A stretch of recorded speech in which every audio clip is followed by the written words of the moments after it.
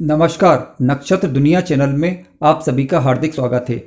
आज के वीडियो में हम अस्त ग्रहों के विषय में जानने का प्रयास करेंगे। हम जानेंगे कि अस्त ग्रह क्या होते हैं और हमारी कुंडली में उनकी क्या भूमिका होती है। अगर कोई ग्रह अस्त हो जाए तो उसका कुंडली पर यानी हमारे जीवन पर क्या प्रभाव होता है। इसके अलावा आज हम ये भी जानने का प्रयास करेंगे कि कौन सा ग्रह कितनी डिग्री पर अस्त होता है। अगर कोई ग्रह अस्त हो गया है तो क्या अपना श्रेष्ठ प्रभाव जातक को दे पाएगा अथवा नहीं दे पाएगा, ये भी जानने का प्रयास करेंगे। और इसके अलावा ये भी जानेंगे कि कौन सा ग्रह कितनी डिग्री पर अस्त होता है। अगर कोई ग्रह अस्त हो गया है तो उसका श्रेष्ठ प्रभाव या उसका अच्छा प्रभाव हम कैसे ले सकते हैं। इस सबसे पहले मैं आपसे रिक्वेस्ट करना चाहूँगा कि यदि आपने हमारा चैनल अभी तक सब्सक्राइब नहीं किया है तो कृपया पहले चैनल को सब्सक्राइब करें और साथ साथ बेल आइकन को भी क्लिक कर दें ताकि हम जो भी नए वीडियो बनाएं उसकी जानकारी आपको प्राप्त हो सके। आइए शुरू करते हैं। ध्यान रखिए, यदि कोई ग्रह सूर्य के नज़दीक आ जाता है तो वह सूर्य के तेज के कारण अस्त हो जाता है। यानी सूर्य के अंदर इतना तेज होता है कि कोई ग्रह एक निश्चित डिग्री से कम पर यानी सूर्य के नज़दीक आ जाए तो वो अपना श्रेष्ठ प्रभाव जातक को दे पाने में असमर्थ होता है, क्योंकि वो अस्त हो चुका होता है। यहां ध्यान देने वाली बात यह है कि बुध ही अकेला एकमात्र ऐसा ग्रह है जो अस्त होने पर भी अपना प्रभाव नहीं खोता, बल्कि उसके प्रभाव में बढ़ोतरी हो जाती है। ध्यान रखें, केवल सूर्य ही एकमात्र ऐसा ग्रह है जो सभी ग्रहों को अस्त कर सकता है, राहु केतु को छोड़कर। राहु और केतु जो है छाया ग्रह हैं, ये कभी अस्त नहीं होते, बल्कि ये सूर्य चंद्रमा को ही ग्रहण लगा देते हैं एक विशेष डिग्री के नजदीक आने पर। अब जानते हैं हम कि कौन सा ग्रह कितनी डिग्री पर अस्त होता है। तो ध्यान रखें कि चंद्रमा 12 अंश तक, यानी सूर्य के नज़दीक जब चंद्रमा आएगा तो 12 अंश से जैसे ही कम होगा तो वो अस्त हो जाएगा। मंगल ग्रह 17 अंश तक अस्त हो जाता है, यानी 17 अंश के बाद जैसे ही 17 अंश के बाद से जैसे ही वह सूर्य के नज़दीक आएगा तो वह अस्त सूर्य के तेज के कारण अस्त हो जाएगा।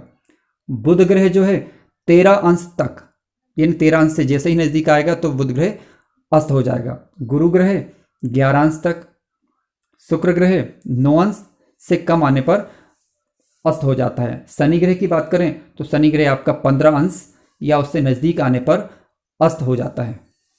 अब सवाल यह है, क्या कोई ग्रह अगर अस्त हो गया है तो उसका हमारे जीवन पर क्या असर होगा। ध्यान रखिए मित्रों कि अगर कोई ग्रह अस्त हो गया इसका मतलब ये नहीं कि उसका कोई भी प्रभाव नहीं होगा। नहीं, उसका प्रभाव होगा, लेकिन उसके प्रभाव में काफ़ी हद तक न्यूनता आ जाएगी, यानी श्रेष्ठ प्रभाव जातक को नहीं दे पाएगा, चाहे वह आपके कुंडली में केंद्र में हो या त्रिकोण भाव में स्थित हो। यानी अगर अंशबल में पहले से ऑलरेडी मजबूत है, लेकिन अगर वह अस्त हो गया है तो श्रेष्ठ प्रभाव वह जातक को दे पाने में असमर्थ होता है। अब सवाल उठता है कि अस्त ग्रह का उपचार कैसे किया जाए और अस्त ग्रह का हमारे जीवन पर क्या असर होगा। तो ध्यान रखिए कि अस्त ग्रह को आप ये देखें अपनी कुंडली में कि आपकी कुंडली में कौन सा ग्रह अस्त हुआ है। ठीक है, पहले तो ये चेक करें और ये देखें कि वो किस चीज़ का कारक है, तो उसके कारकत्व में कमी आती है। तो ऐसी स्थिति में उस अस्त ग्रह का अगर आप उपचार करेंगे तो काफ़ी हद तक उसमें प्रभावशीलता आ जाएगी, जिसके कारण वो आपको अपना कुछ प्रभाव देने में समर्थ हो सकेगा। तो अस्त ग्रह का उपचार किस तरीके से कर सकते हैं, आइए जानने का हम प्रयास यहाँ पर करते हैं। देखिए, जो ग्रह अस्त हुआ है उसकी कुंडली में क्या भूमिका है ये आपने देख ली। इसके बाद आप उपचार कैसे करेंगे, तो ध्यान रखें उपचार करने का सबसे श्रेष्ठ तरीका है उस ग्रह के बीज मंत्र को आप जपें। जब आप उस ग्रह का बीज मंत्र जपेंगे तो ऐसी स्थिति में वह अपना अच्छा प्रभाव, आपको काफ़ी हद तक अच्छा प्रभाव देने में समर्थ हो सकेगा। तो ध्यान रखें, लेकिन फिर भी मैं आपसे बोलना चाहूँगा कि अगर आप सूर्य को बल देते हैं, यानी आपका चाहे सूर्य कैसा भी हो कुंडली में, आप सूर्य को बल देंगे तो सभी ग्रहों को बल प्राप्त होगा और ऐसी स्थिति में आपके कुंडली के जो अस्त ग्रह हैं वह भी आपको फल देने में काफ़ी हद तक समर्थ हो सकेंगे। यानी आप अगर पर्टिकुलर उसी ग्रह का उपचार करना चाहते हैं तो बीज मंत्र का जपिए।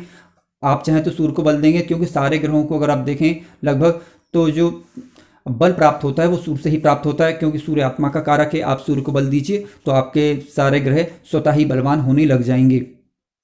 आशा करता हूं कि अब दी गई जानकारी से लाभान्वित अवश्य होंगे। ऐसे ही अन्य वीडियो देखने के लिए कृपया चैनल को सब्सक्राइब अवश्य करें। धन्यवाद।